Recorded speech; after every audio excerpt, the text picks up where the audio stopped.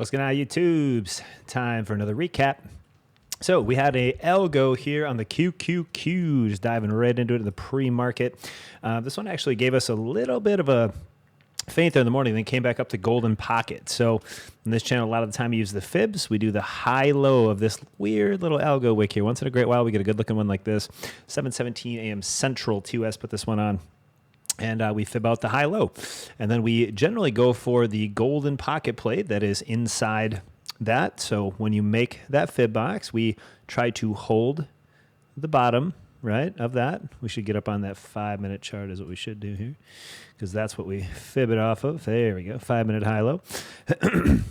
And generally speaking, after that fib box is made, we try to get to the golden pocket. We got a shy this morning, which means inside the algo candle, which means above 536.40s. We were looking for price action to push into the golden pocket. The golden pocket is always in between the 38.20 and 61.80, and that's for our Fibonacci retracements. So this morning we shied it. We didn't get there, didn't get there, didn't get there. And I noticed that we just were not breaking back out, so jumped in short at the beginning here for a beautiful downside metric, right? And we have this awesome 1618 that tagged and then reversed off the -2. So right here, this fib box led to a drop into the 1618. Now, after the 1618 hits, generally speaking, price action can go back up to the bottom of the data candle. So once price action comes outside of the box, hits 1618, comes back in, it usually attempts the hold, right? So on the 100% fib, 536.40s could have held and sent it to the golden pocket like so. But that didn't quite happen. We actually came, again, shied the 100 EMA. Now, this is setting us up for later, right? So now we're talking about two shies. And again, a shy is something where the price action comes into or close to, but never actually hits what it's supposed to. The 100 EMA on the 5-minute chart here was a shy. Price action came up, missed it. And same with the golden pocket right here, all pre-market, came up and missed it. So I seen a scam coming real early, last 5-minute candle. Just a note, we are failing the 50% RSI there on the 5-minute. On the way back down, could not maintain above it. And same with the MACD. We had a small cross right here to the backside, and away she went to the down. Now, with that being said, the shy happens to come in later, okay? So we broke down under that 1618 again, and it was right here. I said, don't short anymore. That's about it. 535.50s. We're getting to the -2. We're coming up to swap time here. We got the first hour of the open. A lot of the times we get reversals after that. Once in a great while, we'll deal with half candle retrace during that, which is right here at that orange dotted line. And the Fibonacci point is also a really big recovery. So the 1618, that's right here at 535.05. We pop back up, started holding that, and then we finally got the move to both things that we shied prior, right? So we shied the golden pocket like we talked about on the fibs of the algo candle, and we shied the 100 EMA. We never clicked it. So once it came back over that 100 EMA, I'm sorry, not 100 EMA, once it came over the 1618 at 535.05, we had an opportunity to squeeze that back up. And what did we hit? 100 EMA. Comes down, holds that 10, and hits golden pocket, right? Beautiful. So that was a great breakdown that we had. And then I alerted my chat here in the Discord that we're probably not going to see any fresh lows. So we got the little bit of a interesting scam, like right here, started looping that 10 and pushed into that 100. I'm like, that's about it. So this is low a day. And then I said in my Discord, we're not going to get another low of the day if it scams right here. And we did. So we looped it, scammed it, and then just went to consolidation because I figured it would close a near half candle retrace because we're not trending underneath the algorithm fib. So this Fibonacci box right here, if it would have trended under the 1618 and started a new sell, which lower high, lower lows, so on and so forth, that would have been fine. But what it did was it just tagged that 100 EMA, kind of failed and just lost all volume, just got stuck under that 10 SMA with a little bit of an algorithm sell. And an algorithm sell here, when we say an algorithm sell or a trend, like an algo trend, this is an algo trend sell, right? The algorithms take hold and they just pin price action right to that 10 SMA over and over and over and over. And you never really want to mess with that until it gets the break over. Then you can kind of trace back up. And generally speaking, it'll come back to that 10 SMA and then have a trend direction after that. So in our Discord, we said no more lows at all on that fresh side. We did post a little bit here on Twitter. We're posting less and less on the Twitter, on the X here, more for our main sequence guys here. Ooh, the chart. Grab the wrong panel. We lost the whole panel. There we go. So on the Discord here, this is one of our trades here this morning that we had locked. We had some retail sales, and I assumed that we had some algos, they need to be tagged up here on a 50 Fib and a 15-minute Fibonacci. So in our premium Discord here, small account, I said long 22,000, 3, 4, 650 for a 20-point attempt for the QQQ. So anything above 537.25 would be nice, and to the golden pocket, right? And I'll be playing through data. And then we had a little update on our small account challenge that, for whatever reason, you can't see, but I can see it here. Must be zoomed in a little bit there. But the small account here, it doesn't bring up the window anymore. I'm so bad at Macs. So the small account challenge, we did have a little update. We did knock out another pretty premium day. It was like 900 some bucks. And unfortunately, I did accidentally use some NQs today on that small account. I thought I was on the right chart. I'm going through too many platforms kind of back and forth. And it was kind of a fat finger, but more or less, it did what it needed to do, luckily, right? So the small account could have got damaged pretty big if that would have went the other way, and that really wasn't my goal in the slightest. So let me pick it up here again, and we'll scoot down. So the small account challenge I showed everybody right here was $5,847.31. We started this with $3,500 about 4 days ago, and now we did a $631. Now this ended up being about 900 plus because again, this was micros. The rest of it was micros. And posted up this 20-point move, and I accidentally grabbed NQs on that one, and I didn't notice until we were kind of already cooking to that upside, and I'm like, oh boy, we got to get out of that. But we did have another setup right here, so here's the remaining belts of the small account.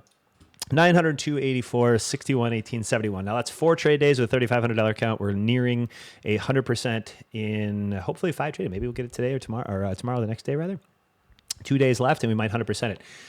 Now, I'm most likely going to redo this because I didn't mean to trade that heavy on it. I really wanted to give a healthy statistic for a small account where we would come in and I could show you guys that, trading small base hits, only using micros, so on and so forth. And I ended up making a little bit too much money too fast.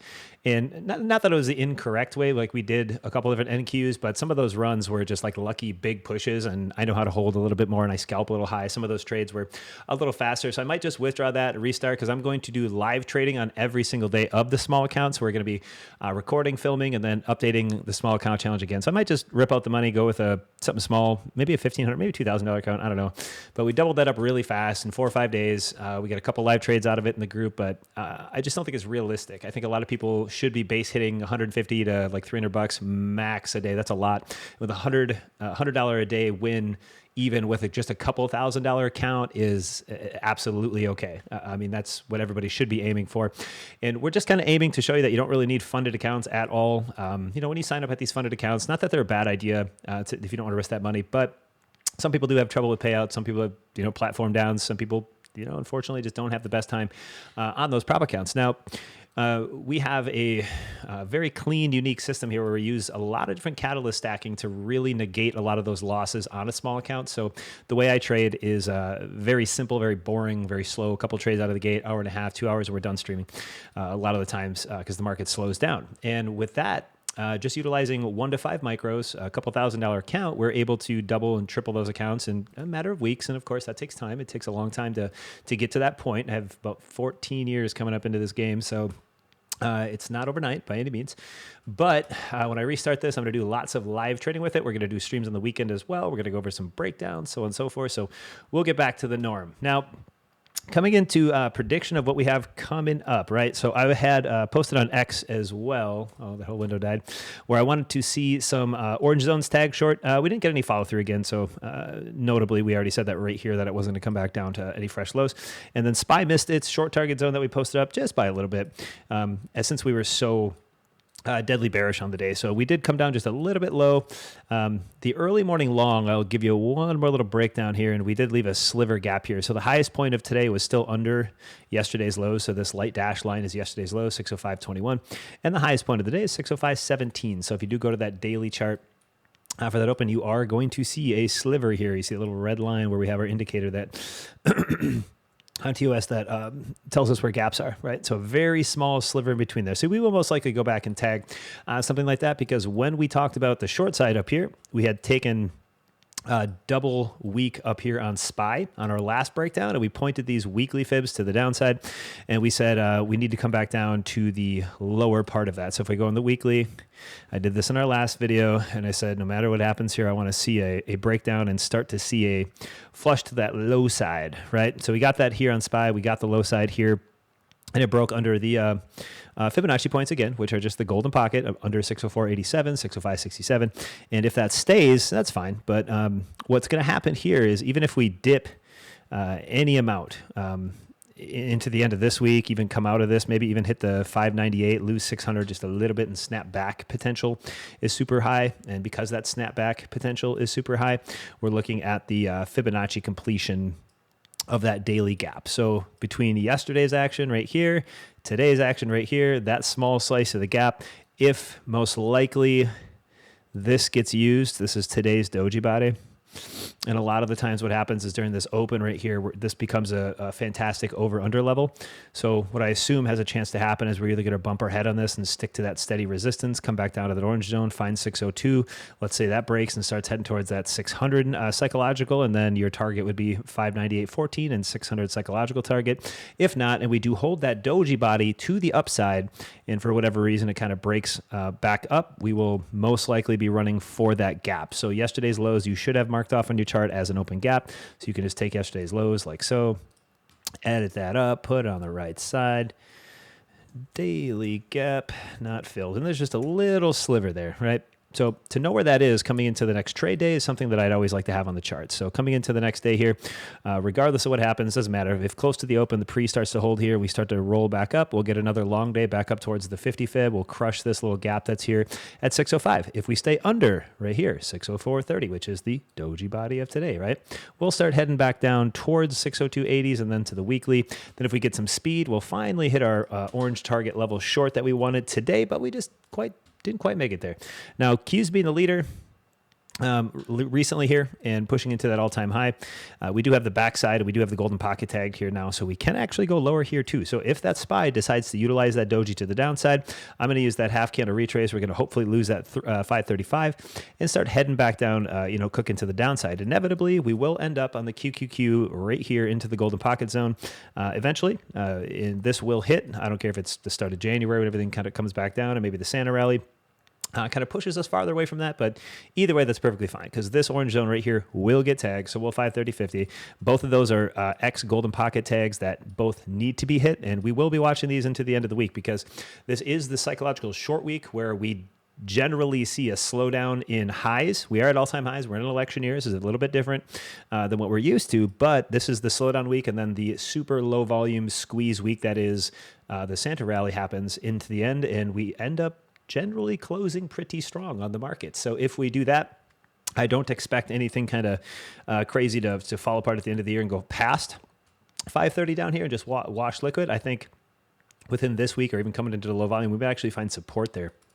Head back up a little bit, but inevitably we will come back down and test that orange zone and this doji body on 1213. So whether that be soon here, end of the year, into that January, we have very susceptible targets when the breakdown happens. When that panic starts to go to the bottom side, this right here is going to be huge. This is your 530.50. That doji body right here has a no tag 50. So does this algorithm right here. And there's actually one even higher than that. That does as well, including the CPI. So with that being said, if you want to trade live with us, the link is in the description. If not, we'll see you guys on the next video. Take care.